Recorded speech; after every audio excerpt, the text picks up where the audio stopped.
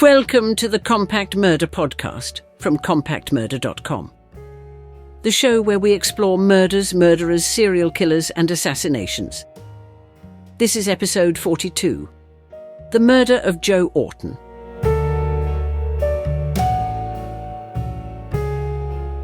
On the morning of the 9th of August 1967, police in London stepped into a flat at 25 Knowle Road in Islington and found a scene of shocking violence.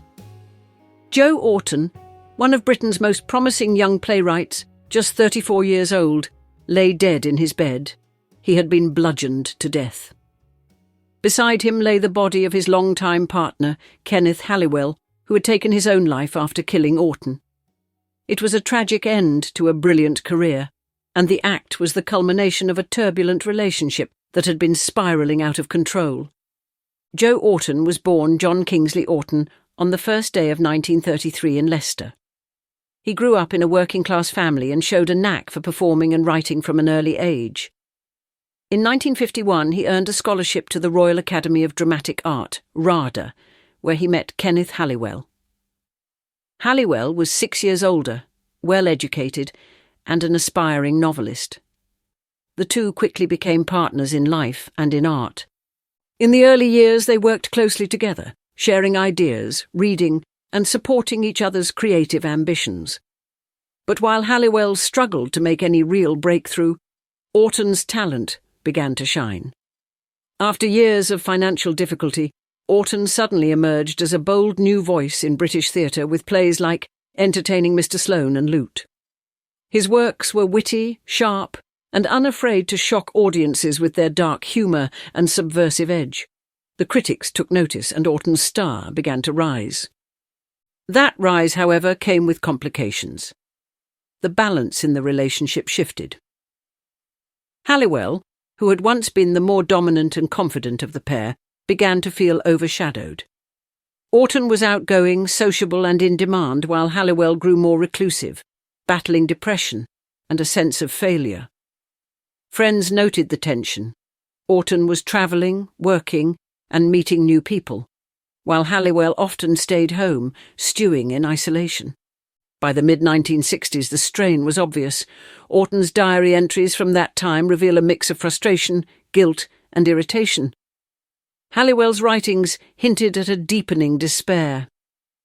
They had been together for over 15 years, bound by habit, shared history, and perhaps a particular fear of what separation might mean. But their relationship was no longer the equal partnership it had once been. In the summer of 1967, Orton's career was set to reach even greater heights.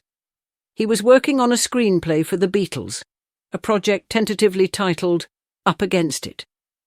He had a new stage play in progress and was talking about adapting more of his works for film. Professionally, everything seemed to be going his way. Privately, the situation at Knowle Road was becoming more volatile. Halliwell's depression worsened. He told friends he felt hopeless. The sense of resentment towards Orton was building, fueled by feelings of being left behind while Orton thrived. On the night of the 8th of August, 1967, there was no sign to the outside world of what was about to happen. Sometime in the early hours of the next morning, Halliwell attacked Orton as he slept, hitting him multiple times with a hammer. The blows were fatal. Orton died instantly.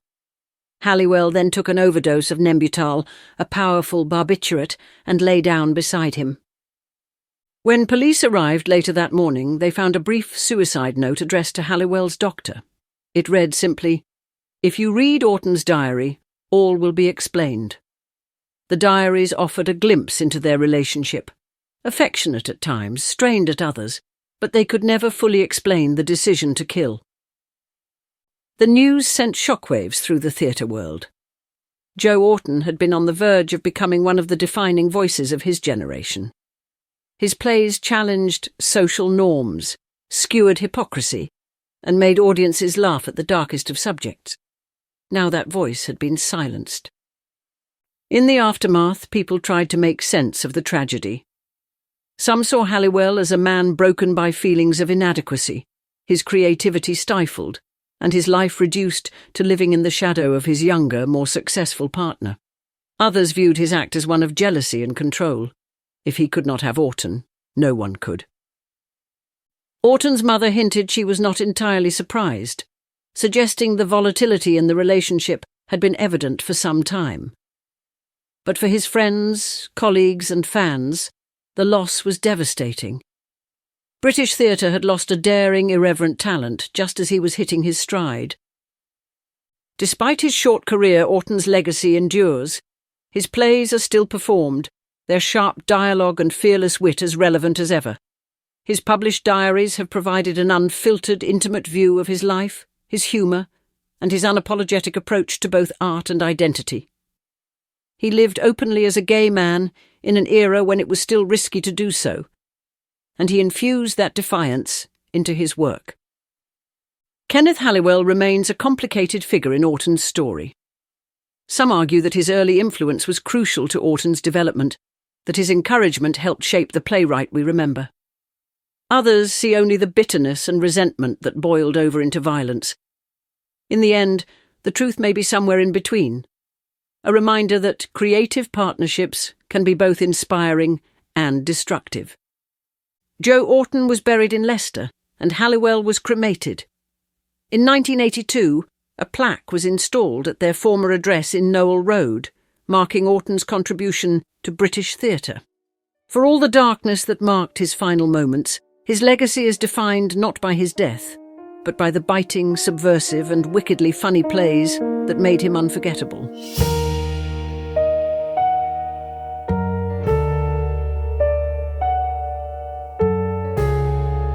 I hope you enjoyed that episode of the Compact Murder podcast from compacthistories.com.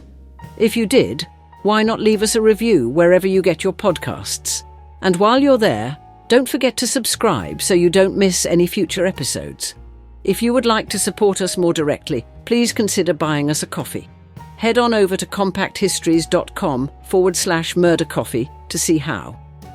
Also, please check out our other Compact podcasts. You will find them all at compacthistories.com. Thanks for listening. I'll see you next time.